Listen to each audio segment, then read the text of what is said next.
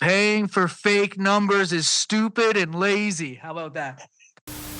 Hey, yo, welcome to the Rap Career Growth Podcast. We're here to help rappers, artists, producers, their teams, the rap community at large, grow businesses around music. Join us as we share insights, tips, and interviews with industry experts to help you succeed in the rap community. I'm Kyle Kraft. And I'm Imperative.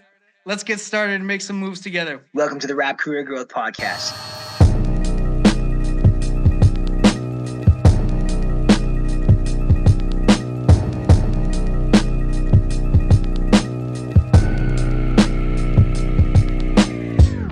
Yo, Nate. Yo. Try to not do the rap guy intro. I think that works right there. How about this? Paying for fake numbers is stupid and lazy. How about that? Yeah. Think that works? Paying for fake numbers is stupid and lazy. It is. Social proof matters, but that ain't the way. Talk about the importance of social proof, though. Let's talk about that. Why is social proof so important for artists in today's music industry? We can talk about the negatives of it, but why is social proof so important? Social proof is important because human nature is such that we are inclined to pay attention to things that are already getting attention. We're attracted to the crowd. We're attracted to, in the case of numbers online, being shown things that are already getting support.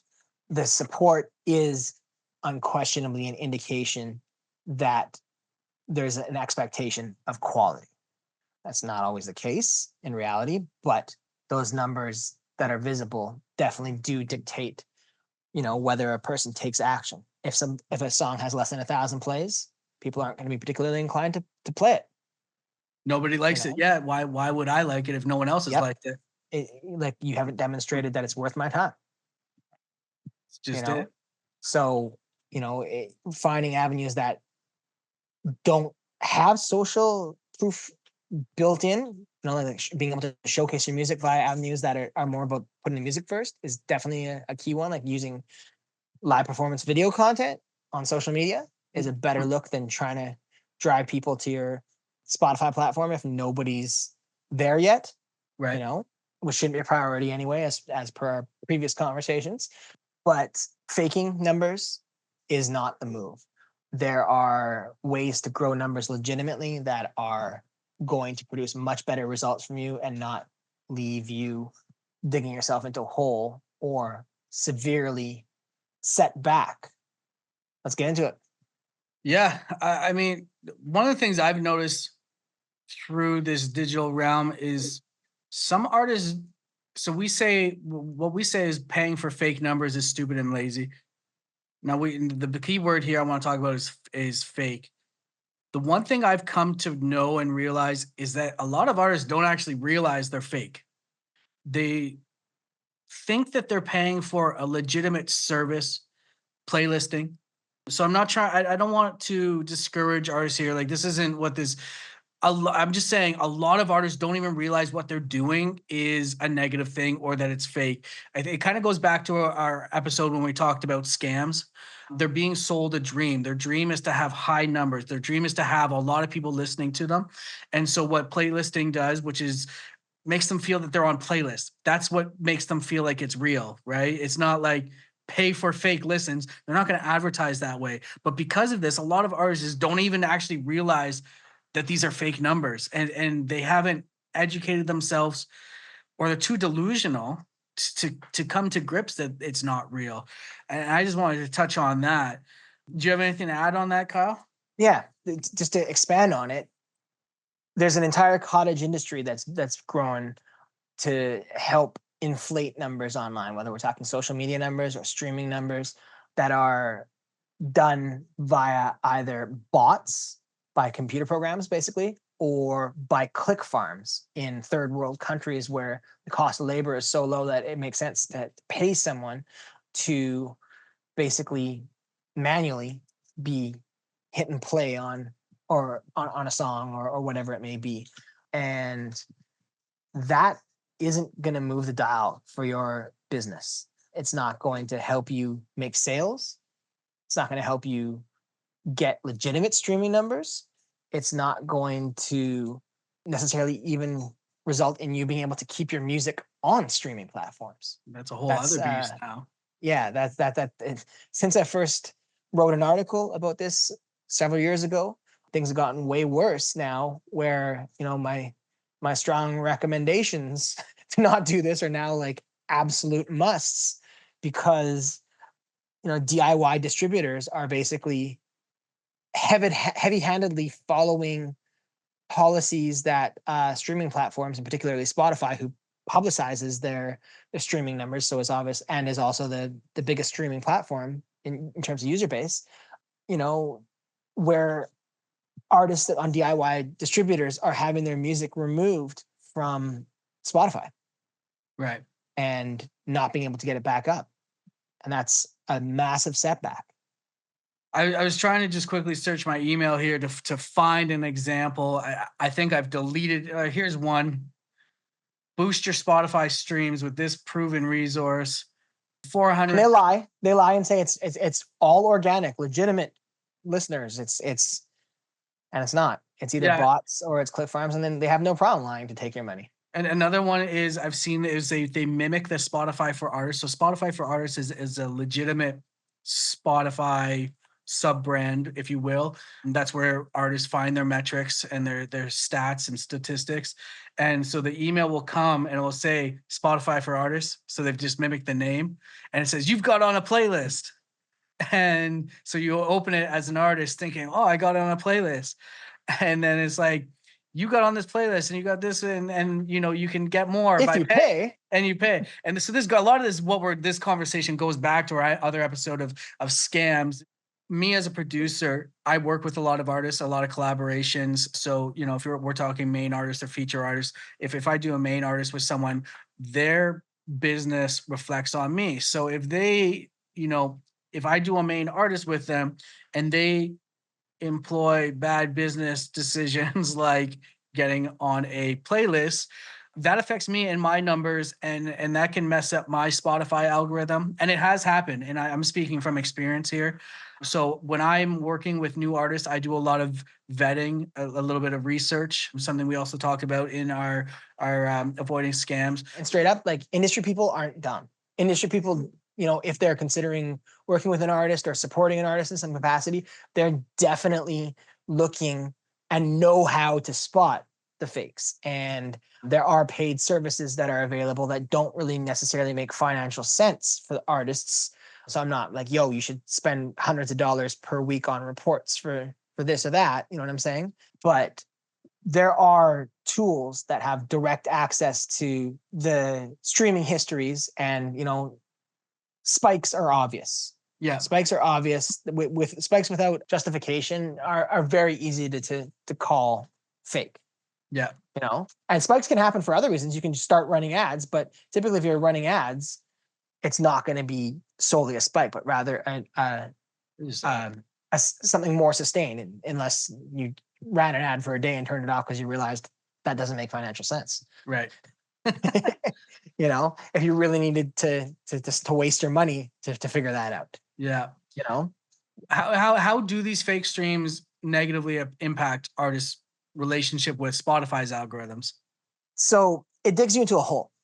It results in Spotify seeing a bunch of listeners who aren't staying engaged, who aren't going deeper in their engagement, who aren't saving, who aren't adding to playlists, that kind of thing. And yes, there are more savvy click farms and bots that also do that stuff. But the point is the sustained growth isn't there. So what that indicates to them is people check, you got a bunch of awareness and people checked you out and weren't really continuing to rock with you long term. So it gives them the indication that they should not share your music with more people from the algorithmic playlists that they have, which are incredibly great tools. Like, they're key means of music discovery that are things we'd otherwise be paying for on other platforms. Like I'm grateful to Spotify for the algorithmic playlists that they have.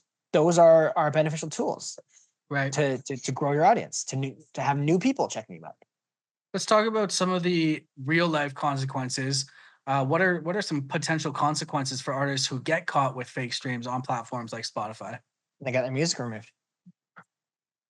And basically there's the DIY distributors. Many of them, will play a back and forth blame game with Spotify. Oh, it's Spotify who made this happen, but they did gain from having the benefit of having worked with dozens of artists in similar situations.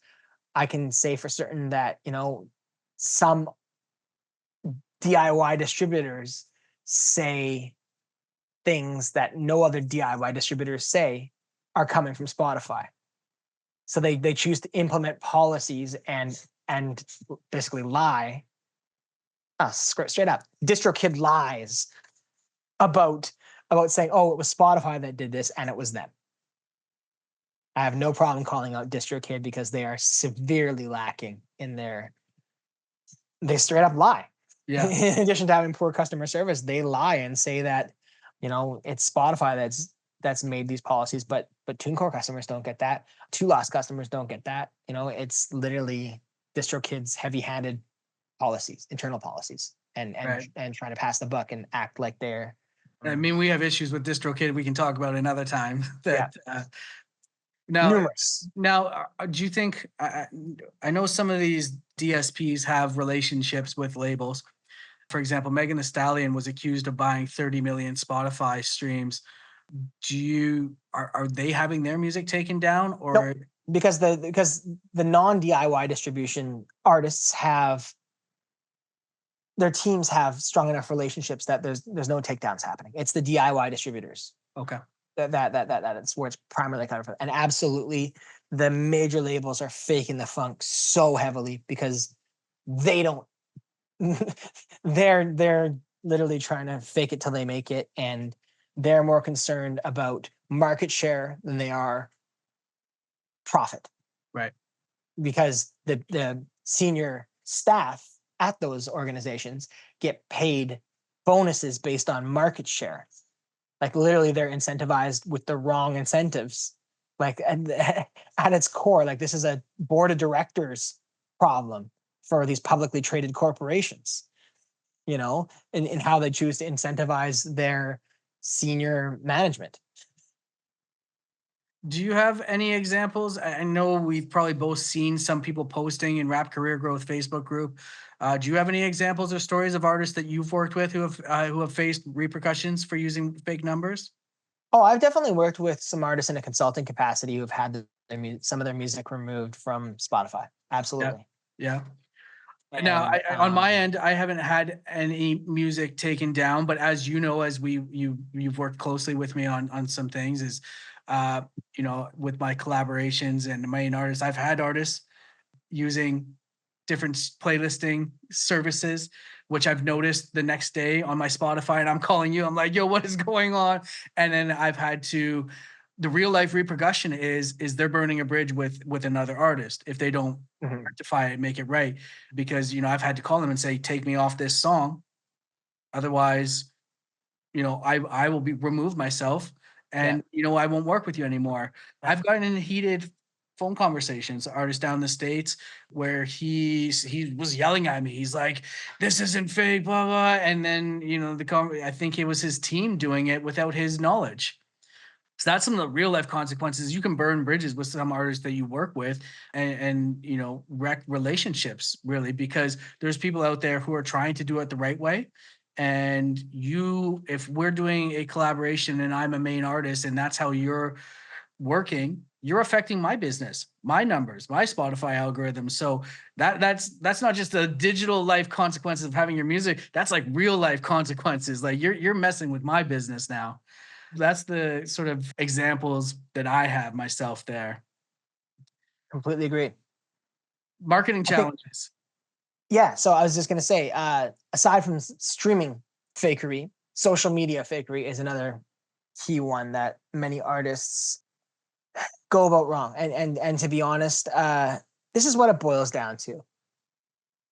The focus should, as we talked about in our last episode about what artists should focus on, the focus should be on income, not vanity metrics. Yeah.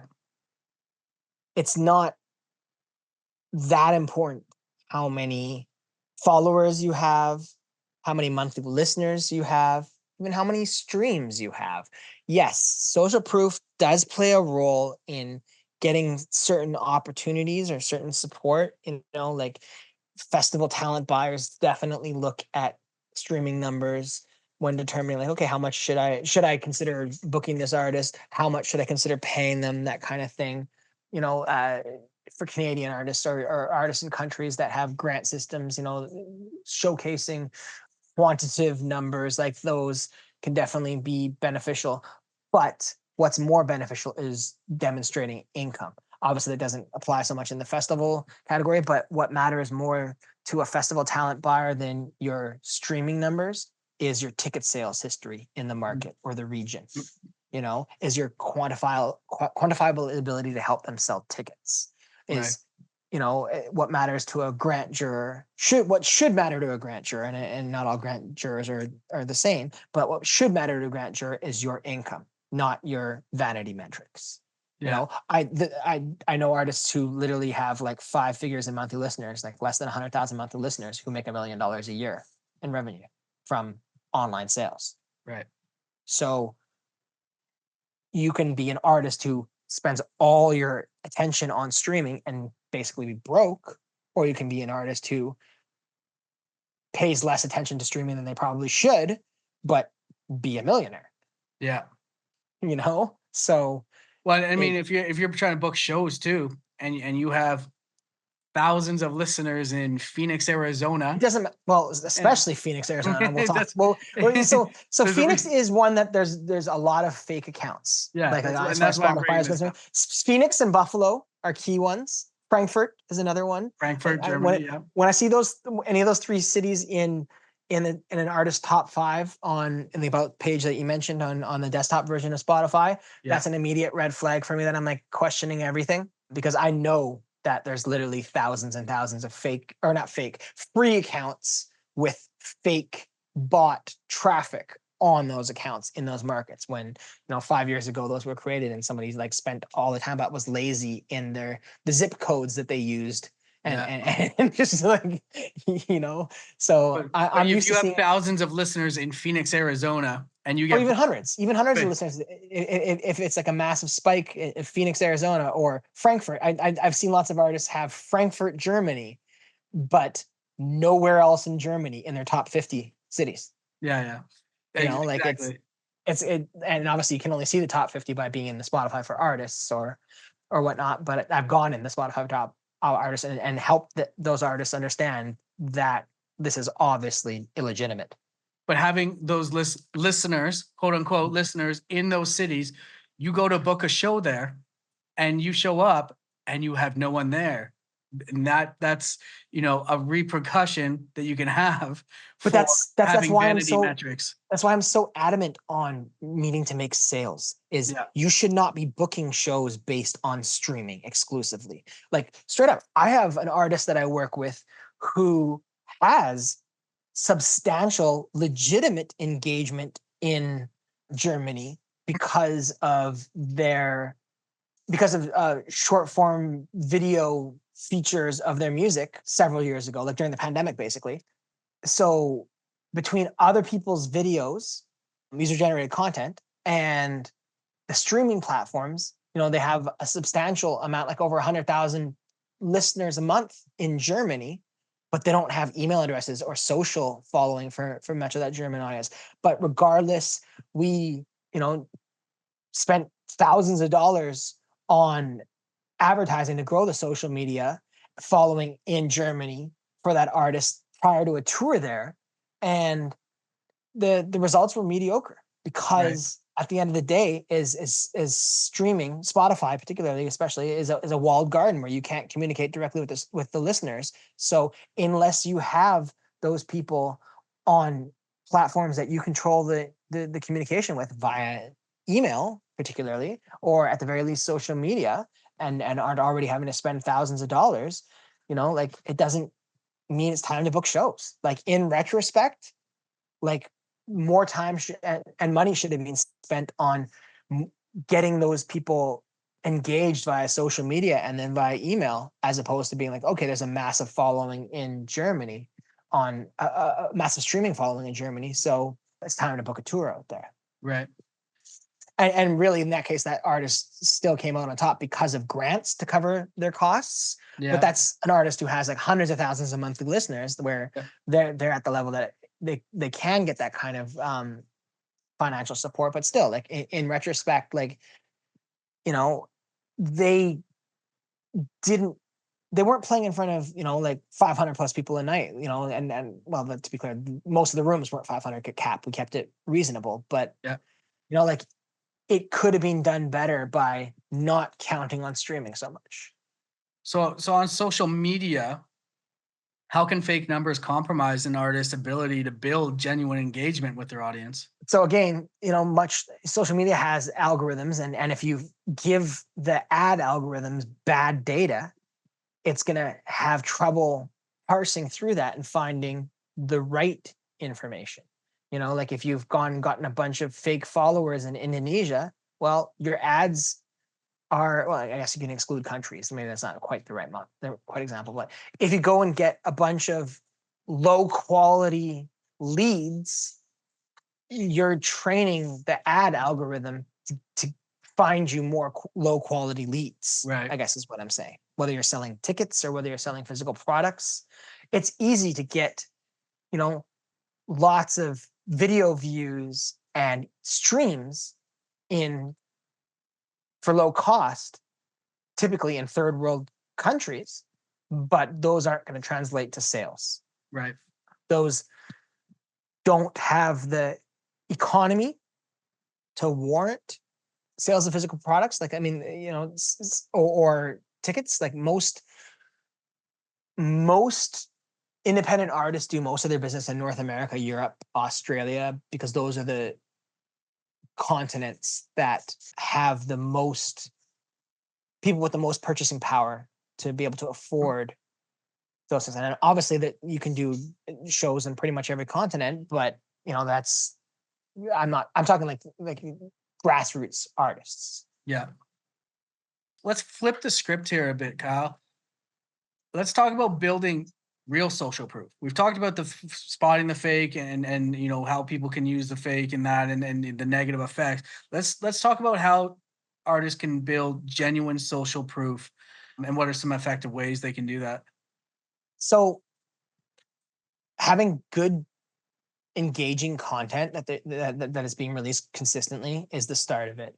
Running ads on the best performing content, or all the content to test, but find the best performers and then putting more ad budget behind the best performers is going to create several effects, and including a halo effect in growing those vanity metrics, whether we're talking streaming or social media. When you advertise and grow your audience with good video content, good short form video content, with the goal of making sales, you're also going to get more streams. You're also going to get more followers. You're also going to get more video views.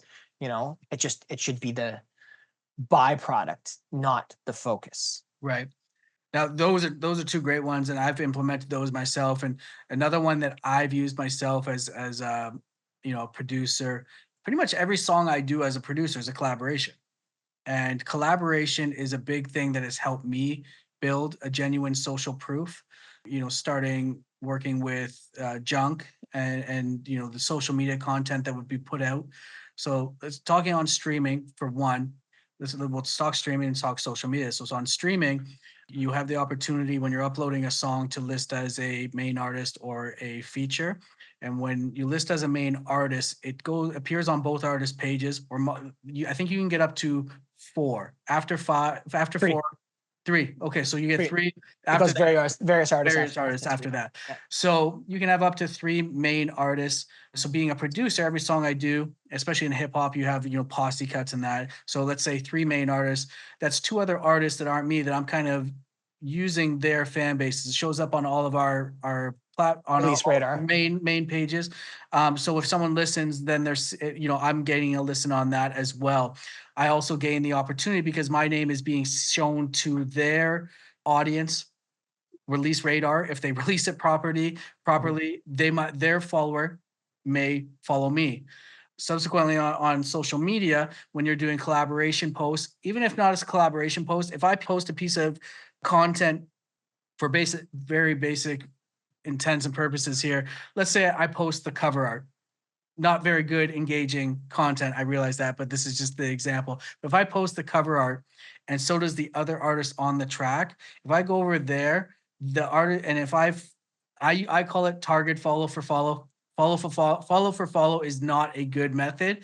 But what I do is if I go over to that artist page and I click on the cover art, which I also shared, and I click on the people that like that, I'll hit follow. They'll come to my page, who's following me, they'll see the same cover art, and they'll be like, oh, and then I'll likely get a follow back. And then from there, I can engage them, and then they'll see them continually, because I usually do a 2 to 3 week rollout for each song. So during that period, they'll see that I'm working with this artist, and I have an opportunity to gain them as an audience and my audience because of working with this other artist. So collaboration is a big thing that I've used on both streaming and social media to build a genuine social proof.